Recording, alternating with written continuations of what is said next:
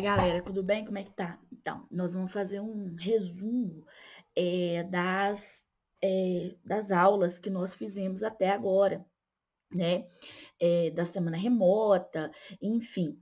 Para quê? Porque nós vamos passar para o processo avaliativo agora, né? Nós temos uma atividade valendo 2 pontos nessa semana, que será feita sexta-feira, e uma prova remota, né? Valendo 10 pontos na outra semana. E a matéria vai ser esse resuminho aqui sobre o que foi falado até agora para vocês. Então, Hammurabi, tudo isso foi dito, né, na primeira semana remota, como uma forma de revisão do que nós trabalhamos em sala de aula, né, no presencial, né, ainda, não no regime remoto. Então, vocês vão ter que pensar, focar nessa revisão aqui, tá? Então, nós falamos do direito hebraico, né? O povo judeu, né, é um povo diferenciado, né, dos outros povos da antiguidade. Eles eram monoteístas. Isso vai ficar muito marcante dentro da história e da cultura do povo hebraico, né? Eles estão muito próximos, muito ligados à questão religiosa, né? Parte do direito hebraico está na Bíblia. Então, é uma produção cultural diversificada, diferenciada de outros povos, né? Então, a grande contribuição aí é a Bíblia, né? O Antigo Testamento, que reúne as leis, os profetas e principalmente os escritos, né? Então, é muito a escolha de lideranças, Deus escolhia seus líderes, né?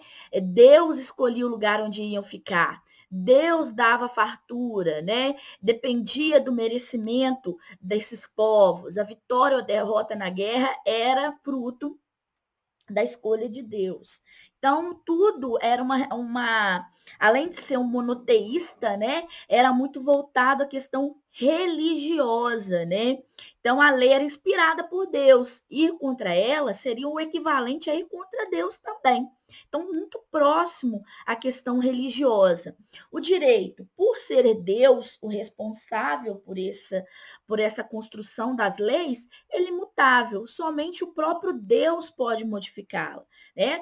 Cabe aos rabinos a interpretação, mas nunca a sua modificação. Tá? Os hebreus vão se dividir em camadas sociais, né? Sacerdotes, escravos, estrangeiros, e eram divididas de acordo com as tribos dos filhos de Jacó, né? No caso, 12 tribos de Israel, tá? Então, a lei que eles seguiam era chamada de lei mosaica, né? É uma lei que antes de chegar à Palestina, os hebreus passaram 40 anos no deserto e aí teriam forjado uma liderança, a liderança de Moisés. Inclusive, a lei, né? Inclusive, Moisés traria a lei, toda a base de civilização que nós conhecemos, inclusive as leis, teriam surgido nesse momento de acordo aí com a herança de Moisés, ok?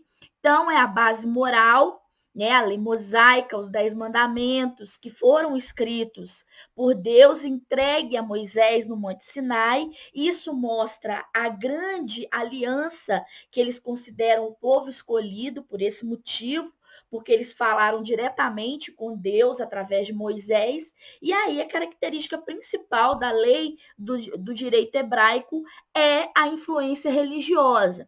Deuteronômio é a segunda lei, né, que é um corpo de legislação hebraica que foi sendo construído.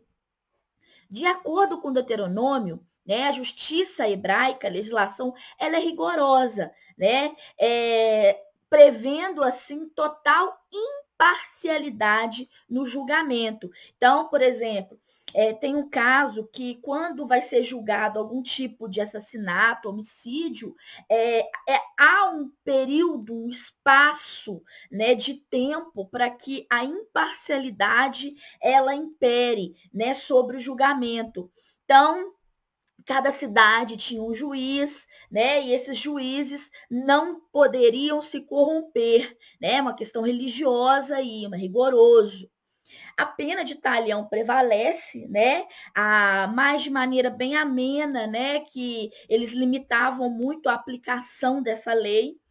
A lei por apedrejamento, a morte por apedrejamento, era a morte comum, né? Morreriam dessa forma pessoas que eram idólatras, os feiticeiros, os rebeldes e principalmente as adúlteras. Existem vários casos na Bíblia que mostram essa morte por apedrejamento.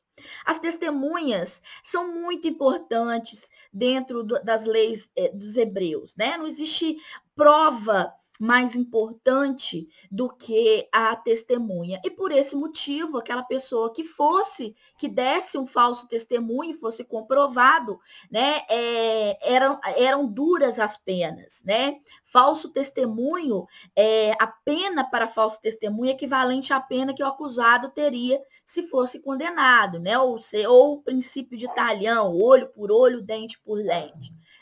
O matrimônio não é lei, não é uma questão de código civil, né? Não era de direito ou civil, mas era um assunto particular entre as famílias, tá? Então, ficava bem recluso a família. O adultério, né? O peso maior recai sobre a mulher, né? Que ela deve ser, ainda mais numa sociedade religiosa, exige-se da mulher um puritanismo, né? E o puritanismo nesse povo que leva o peso do crime também para o homem, caso cometesse adultério. Porém, era permitido o concubinato, né? Caso a mulher não pudesse gerar descendentes, era permitido ao homem que o homem fizesse, né, com sua concubina, tivesse uma concubina. O estupro, né, sem pena para a vítima é previsto numa legislação, embora só em um caso específico, o da mulher ter sido violentada em um lugar onde poderia ter gritado, né? Se caso isso acontecesse e ninguém ouvisse, né, um lugar muito afastado, a mulher ficaria livre da pena, né? Então, ela não tem culpa, então não teria como se defender. A herança era beneficiado o primogênito, né? O primogênito sempre tinha o direito de escolha, mesmo que o primogênito tivesse como mamãe uma das mulheres do pai, que este não gostasse, né? Uma concubina. Porém, ele era o primogênito, ele tinha os seus direitos. O escravo não era permitido escravidão entre os israelitas, era escravidão por guerra, né? Ou então por pagamento de uma dívida. Escravo é coisa, mas poderia receber alguma ajuda, alguma instrução do seu senhor, tá bom? Caridade, uma questão religiosa, era prevista dentro da lei, né? Porque é uma sociedade extremamente voltada à religião, e quem institui o governo é Deus, o rei está abaixo dele e ele coordena os mortais. Ele não pode se sentir acima dos mortais, né? Ele não está acima de Deus. A legislação hebraica proíbe a utilização de pesos e medidas diversos e o empréstimo a juros entre os israelitas. Não pode existir esse comércio, essa fraude comercial e muito menos, né? Eles têm que ser honestos entre eles, não cobrando juro, né? Então, isso é o direito hebraico, que tem uma característica principal, que é a questão religiosa, né? Que está muito presente dentro do código. E aí, vocês só olharem o Antigo Testamento, que tem casos e mais casos de exemplos sobre o código hebraico, tá? O próximo código que nós estudamos, né, e aí eu vou falar da Índia, é o chamado Código Manu dos hindus, né? Então, a Índia possuía as castas, né? Então, eram castas, estamentos, né? Eram indivisíveis. As castas, os brahmanes, são as castas superior, né? Os Vaixas, e depois os Sudras, que eram os Dalits, ou então aqueles intocáveis. Então, é uma especificidade aí nessa comunidade indiana, né? Detalhe, os Dalits não tinham os mesmos direitos que os Brahmanes, né? Não eram sociedades igualitárias, não é uma sociedade igualitária, né? A Índia, essa região aqui, né? que é uma região que ainda abriga o país da Índia, muito tem bilhões de pessoas, né, muito povoado, várias religiões juntas, né, vários costumes juntos, mas o que nós estamos falando é do hinduísmo, né, uma sociedade dividida em castas, que não admite mudanças, ao menos na vida que nós estamos vivendo, eles acreditam em uma reencarnação. O nascimento em uma determinada casta por merecimento. Se você nasce Brahmane, é porque você praticou o bem na encarnação passada. Se você é Sudra, é porque você fez alguma coisa na encarnação passada. Você cometeu algum mal, então tem que pagar por isso. Então, já justifica a divisão de castas, né? Nascer nessa casta significa crescer nela, né? Então, ter filhos somente dessa casta e morrer pertencendo a essa casta, tá? Então, a mistura de castas não é permitido, é hediondo, é proibido, né? Essa divisão foi feita na criação do mundo e por esse motivo, os Brahmanes são membros superiores do deus Brahma, né? São a casta superior. E os membros Sudras, ou então os Dalits, são membros de castas inferiores. E por esse motivo, não dá para se misturar, né? Até 1950, a Índia sofria a classe dos Dalits sofriam muito com essa divisão, né? Eles ocupam aí a classe social mais inferior, o resto, né? Resto. Então, você tem os Brahmanes, que eram a casta superior, né, do deus Brahma, né? Tinham funções espirituais de liderança. Aos Brahmanes era devida a obediência até dos próprios reis, tá? Os Kshatriyas, os Sudras, que é a casta inferior, e o resto, Chandalas, ou os párias, né, os Dalits, que eram como impuros, né, nem ocupavam nenhuma casta. A religião era o livro de Vedas, é um livro muito grande, muito extenso, é a religião que antecede o brahmanismo, que dominou toda a Índia e sobrevive até hoje com outras religiões que a gente chama de importadas, né? O Vedas apoia-se na crença da reencarnação, né? Os hindus, para os hindus, reencarnar em uma situação boa é porque você foi bom na encarnação passada, né?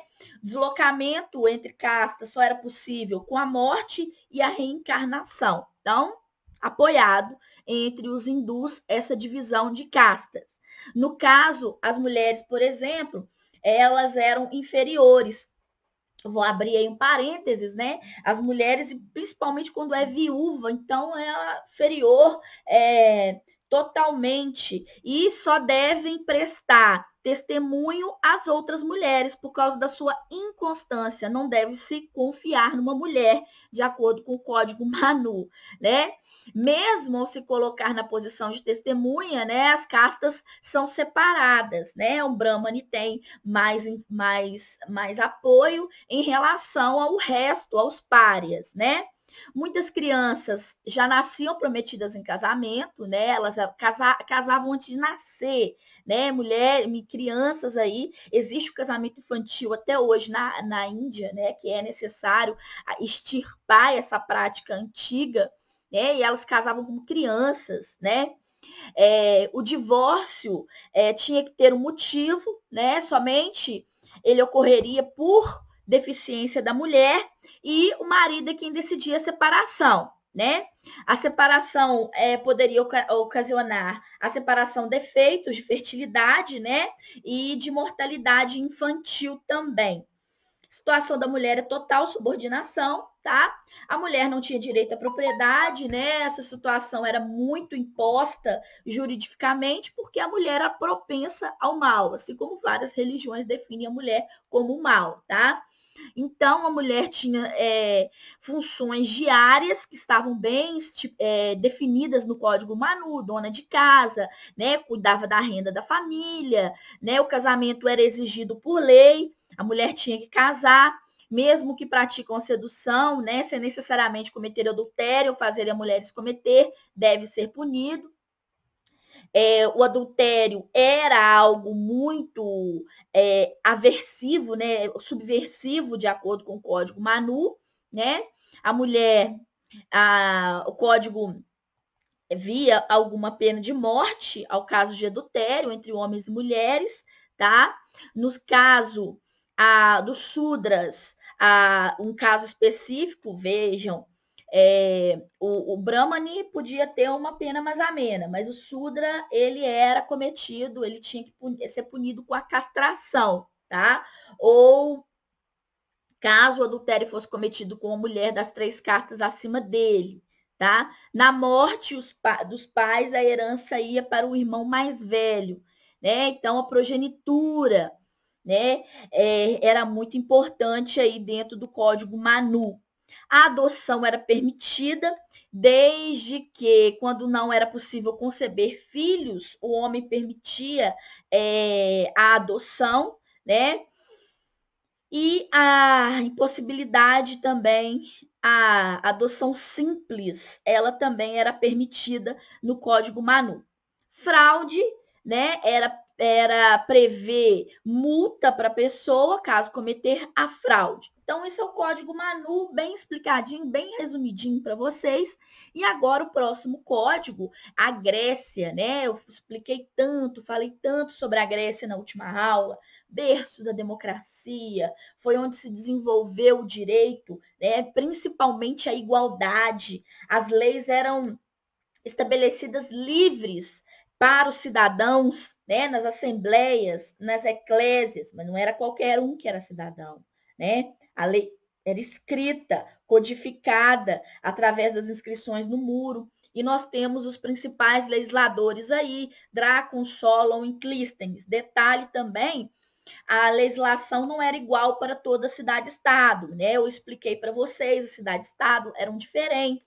Você tem Atenas, você tem Esparta, você tem Corinto, você tem Olímpia, né? Não tinha contato entre elas, eram cidades independentes e por esse motivo os códigos eram um pouco diferenciados, né? Detalhe aí para os legisladores, Drácon, que era o mais cruel, era mais duro, né? Uma rigidez, né? Quase todos os crimes eram apenados com pena de morte, né?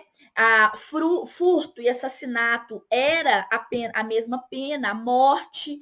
A questão Drácon, a grande contribuição de Drácon é ter introduzido o direito penal, né? O Código de Drácon não era uma constituição, mas contemplava também os problemas econômicos sociais e ficou durante 7 anos em vigência em algumas cidades-estados da Grécia, principalmente em Atenas. Detalhe, um código extremamente cruel. Solon promoveu comerciante, né? Ele promoveu a cidadania, a questão de renda e não de nascimento, né? Fez diversas reformas aí, principalmente essa questão que eu falei, institucional, concedeu cidadania, econômica, social, né? Várias inovações, eliminou a escravidão por dívida, criou a Bulé, que era o representante de todas as regiões da polis, né? Que era a Eclésia também, que era uma assembleia popular, que aprovava as leis da Bulé, né? Que passava primeiro pela Assembleia, primeiro pela Bulé e depois pela Assembleia, né? Criou o Tribunal de Justiça, né? Que era todos os crimes eram julgados ali. E antes de morrer, obteve o juramento do povo, né? Durante o prazo de 10 anos, suas leis não seriam revogadas e mudadas, né? Solon, ele trouxe aí uma leveza nas leis draconianas, né? Que eram extremamente severas e deu a cidadania aos comerciantes que possuíam renda, né? Então, ele era um comerciante, então ficou tudo em casa, né? Clístenes foi conhecido pela implantação da democracia, o governo do povo, né?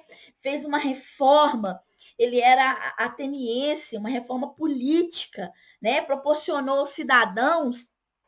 Aí vem a questão, a cidadania independente do critério de renda, direito a voto, ocupação dos diversos cargos, né? ampliou o Conselho dos 400, que foi criado pelo Solon, que dava cidadania aos comerciantes, ele ampliou a cidadania para homens, né? E não para quem tem renda. Ele tornou o principal órgão do governo, foi o Conselho dos 400, que se transformou em 500 na época de Clístenes.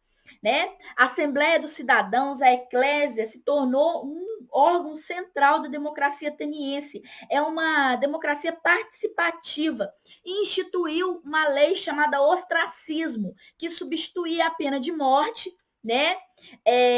Ostracismo é você expulsar os cidadãos da cidade-estado por um período de 10 anos, né? Tira-se a cidadania, né? Então, acabou a pena de morte, instituiu o ostracismo, né?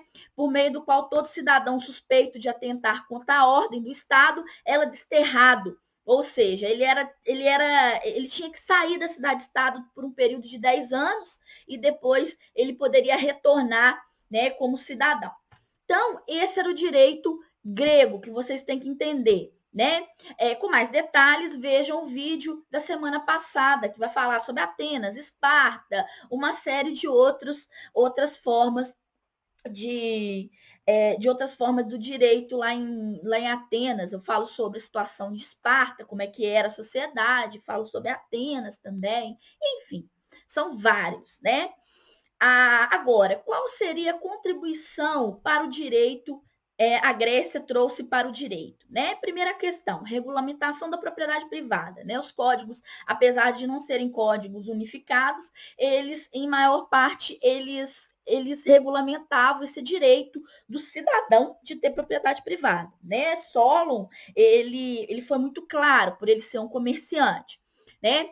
Criação de tipos básicos de contrato, de comércio, né? Enfim, a questão da democracia, que foi o berço da democracia, foi na Grécia, a valorização do direito público e da participação, né? Rigidez das penas do direito penal e a criação de figuras jurídicas, como a hipoteca. Então, nós temos aí direito escrito, que apesar da Grécia ela não se estruturar uma ciência jurídica adequada, como Roma, a Grécia trouxe a base do direito romano, principalmente a questão da democracia, que vai ser muito citada, né, em alguns momentos, no momento da República Romana. Né? Uma revolução intelectual muito grande, os filósofos participaram dessa construção, né? Vai ocorrer, que gerou o conceito de um direito que valia de forma igual, a isonomia, a igualdade, né, de todos. E era objeto de alcance de todos, sem a menor interferência, tanto da questão dos aristocratas, né, o governo de poucos, ou então da parte religiosa. Aliás, a parte religiosa ficava em segundo plano na Grécia, né? Eles eram democraticamente estabelecidos pelo povo, tanto as leis quanto os costumes, e através da Assembleia. Então, é isso, tá? Um grande abraço para todos e bons trabalhos aí, tá bom?